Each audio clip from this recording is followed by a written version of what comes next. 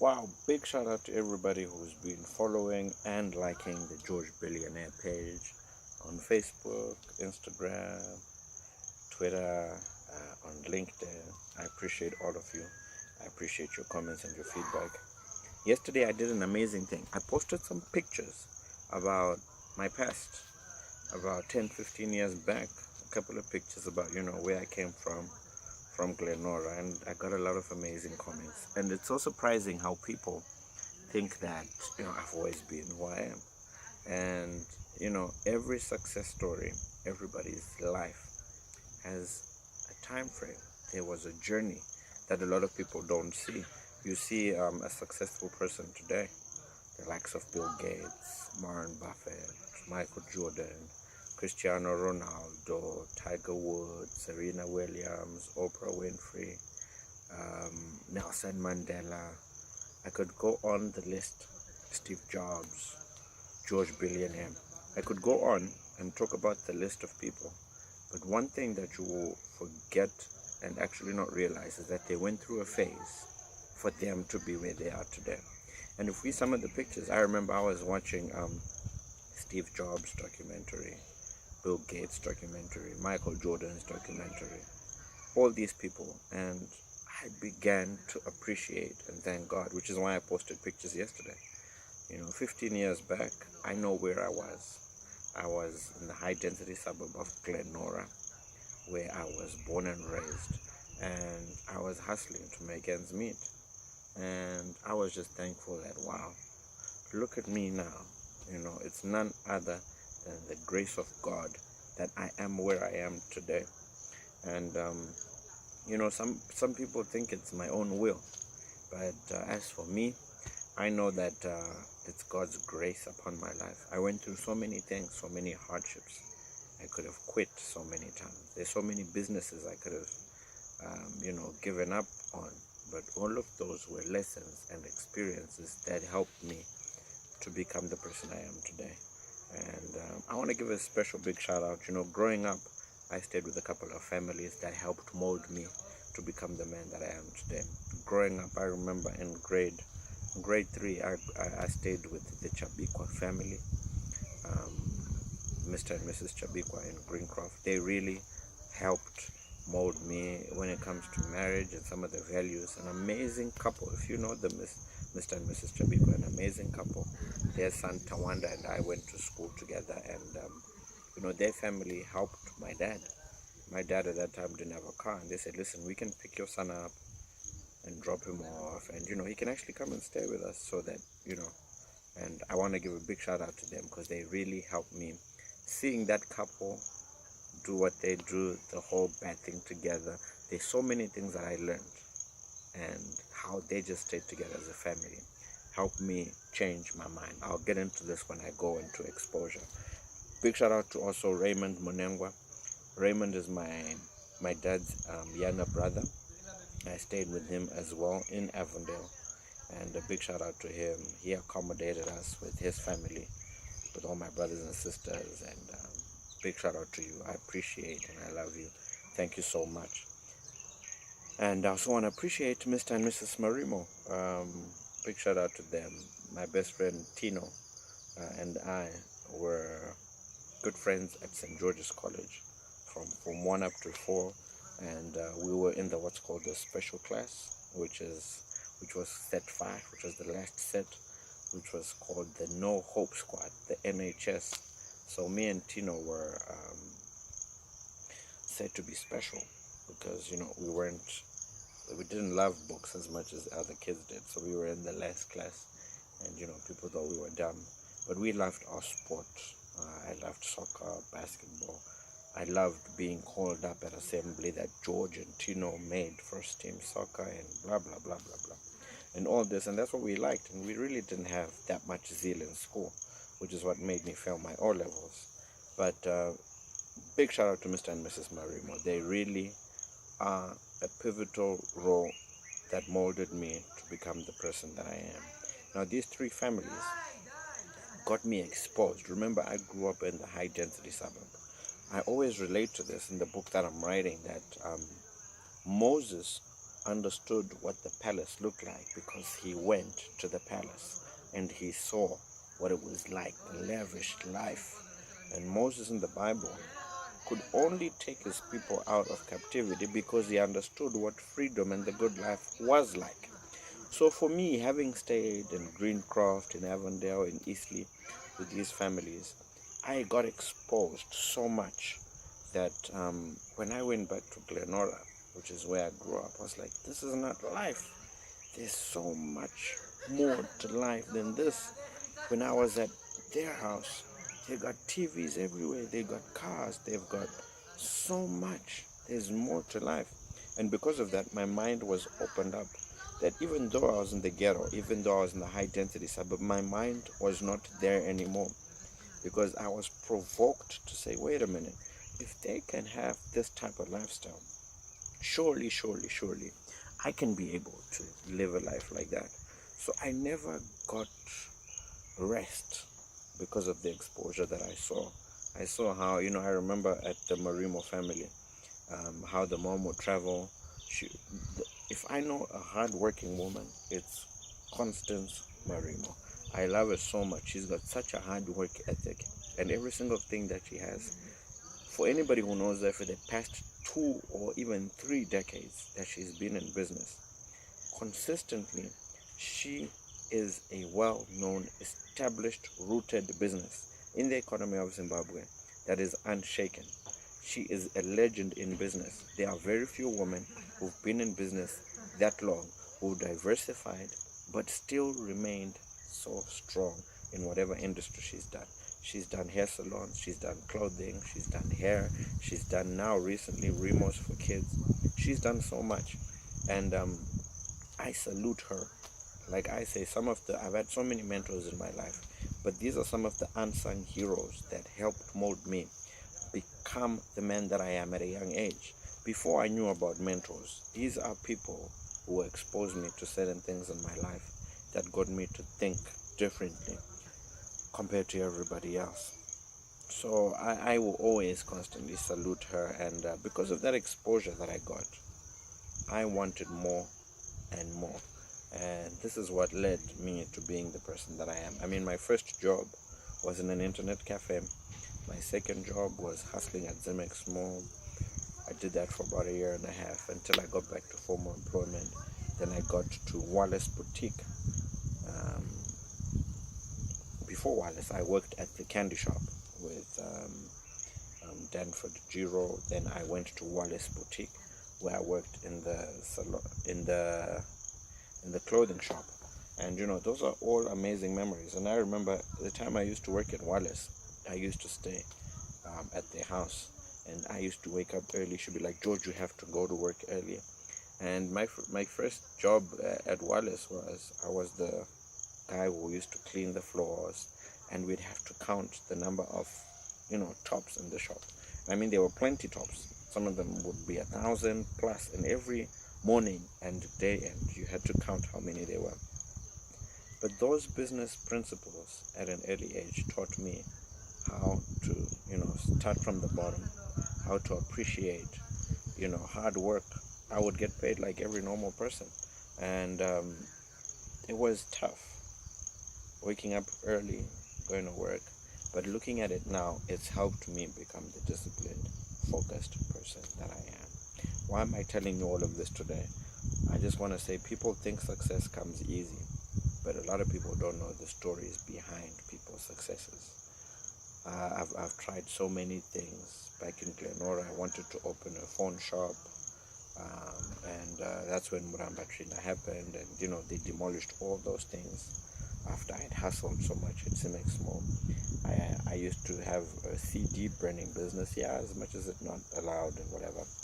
I used to burn CDs, because remember, my first job was at an internet cafe, and that's what I did. I used to burn CDs and sell them to people in the neighborhood. So I had a company called Big Baller Burners, which used to sell CDs. I worked at a company called The Paint People, a family business. Big shout out to my brother Ignatius and Ernesto, where I worked there for a good 2-3 years. And I remember those were tough times. I didn't have a car then, and I had to do quotations all over Harare, I had to go to people's houses and quote, and when we were painting, I had to constantly go on sites to check. It was tough.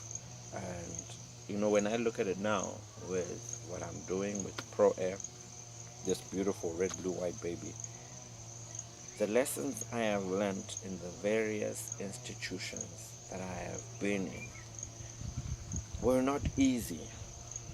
For you watching this, nothing comes easy. Some of the hardships, I got fired at so many places I used to work at because for no reason I get fired. Once I was blamed for stealing money, and I didn't. Once a friend came back and it's like, my best friend is back, sorry, you have to go, I can't have 2 reps. It was hard, but all it was doing at that time was pushing me towards the direction I was supposed to go. And at times when hard things happen, we may think, wow, this is the end of the world. But I'm here to tell you that my life, I've always wanted to put it out on Facebook, on social media platforms, to get people to understand that nothing comes easy. You're never gonna get everything on a silver platter and it's gonna come easy. You have to go through persecution. You have to go through tough times. You have to be dismissed unfairly. You have to have people who are gonna let you down. I remember when I started Pro Air, I had very close friends and family involved in the business. Until a time something happened, and because I didn't believe in what they were doing and they were misrepresenting the brand, I had to let them go. Sometimes the people you start with aren't the people you end up with. And the most important thing that you have to have is the vision inside you. Your best friends will not support your business. Your family will talk bad about you. Your friends will go behind your back and say, that guy's crazy. But until you are obsessed, crazy in love with what you do, and you work hard on it, you keep pushing, you keep hammering it in, it's not gonna work. So many people used to say, George, you post too much. George, you take too many pictures. George, you do this. George, you're talking on and on about Pro Air. George, I don't think this is gonna work. Stay in business. My own dad, I always talk about this. We laugh about with my dad now. But people are there to try and keep you in a comfort zone. But if ever you're going to be supernatural, if ever you're going to be what God purposed you to do, you're not going to do what others are doing. You'll do what others are not doing so that you get what others don't have. But if you live in the comfort zone where your dad, your mom, your friends, your brother, your sister did, you're never going to be remembered in history. You're never going to accomplish a third or even a tenth of what they did. But if you become a maverick, go and look for the word maverick. If you are going to become a rebel, go and look for the word rebel. If you are going to become unique, different, set apart, you are going to be what God purposed you to be. So many people are conformed to this world by what people think. If you know me, I'm one person who is a total rebel. I do not go against the status quo. I don't do what other people don't do. I go against the tide. I don't want it easy. I'll do things differently. I'll make sure that our marketing campaigns, the way we're branded, the way we dress, the way we act, the way our buses, our webs, every single thing that we do is different. I don't want to be the ordinary. I want you to stick and be like, wow, I like that. But that's being different. And being different is what makes you stick out. So if you're going to be conformed by what your dad, your mom, your uncle, your auntie tell you to do, especially those who are studying in school, follow your gut. Don't do things to please your parents. Don't do things to please your uncle, your friend, your mom, your pastor. Don't do things to please people. Let people understand who you are. I love the story of one of my favorite soccer players, Cristiano Ronaldo, who I'm going to be seeing very soon. I love his story and where he came from. And his father supported him at a very young age for him to being who he is supposed to be today. I love the story of Bill Gates. People need to support you for you to get where you're going. If people don't support you, I talk about OPP. only positive people. If people ain't supporting you, if they ain't positive towards your vision and what you want to become, cut them out of your life totally. I talk about this when my dad told me, resigning from my former employment before I started Pro Am, because he had a dream that he saw me in tattered clothes. And I told him, Dad, straight up, no beef. Next time you have a dream, don't tell me about it. If it's positive, thumbs up. If it's not, don't. I don't want anybody blowing off my candle. And I remember for a time, because I hate negative energy, we didn't talk for a while, not too long, for a while, because that's me. I love positive people. If you know me and you know my friends, if you begin to talk negatively, that's it, I'm out. I love positive vibes. I love positive energy, because positive energy breeds positive results. If you're always going to be speaking negatively, nothing positive is going to happen in your life. Therefore, you have to be positive. Today, my topic was success is not what it looks like. Success isn't what people see. A tree behind me planted was once underground. But what happened to the tree? For a season, it was underground. People thought nothing was happening until it started germinating. It didn't become that big behind me like it is when it began. So is it with success. Success is a journey. Success takes time. Success isn't just gonna happen overnight. Success is something that's gonna take time, that you're gonna have to build up and keep on going and focus on. And you have to water your own plant. Whatever business, industry, field, profession you are studying, you have to put in extra time for you to become what you were destined and purposed to be. So wherever you are, remember, all of us were sent on this planet to grow. There's nothing else on this planet that was created. Everything was created to grow, including you. All of us are there to grow. A seed grows, a human being grows, and you grow by what you feed your mind with. The exposure I got from the 3 people I spoke about earlier on helped me begin to grow, because it made me see different things, and those things helped me to see, wow, there's a bigger life out there. And because I had great and big ambitions, things began to change in my life, because when I went back to the high density suburb, I was not the same person. I had to be exposed for me to see the bigger picture. So to everybody who's out there, big shout out to you and you and you. I hope this video did something to you, inside you, to tell you that success is not what it looks like. People think it's a straight line, but there's a lot of zigzags, ups and downs, heartbreaks, relationships, letdowns from the closest people, and sometimes it's painful. But at the end of the day, it's about what you believe inside your heart. It's about what you want to become.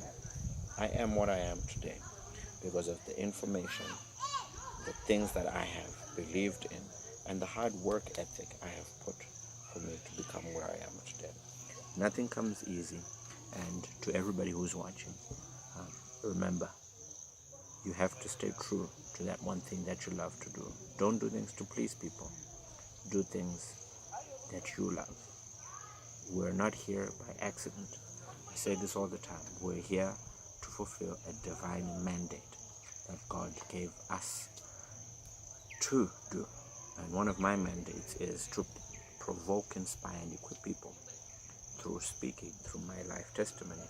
The other is to make the weather behave in people's cars, homes, offices, as Pro Air. There's so many things that I do. The other is to help businesses market themselves and get known and be seen.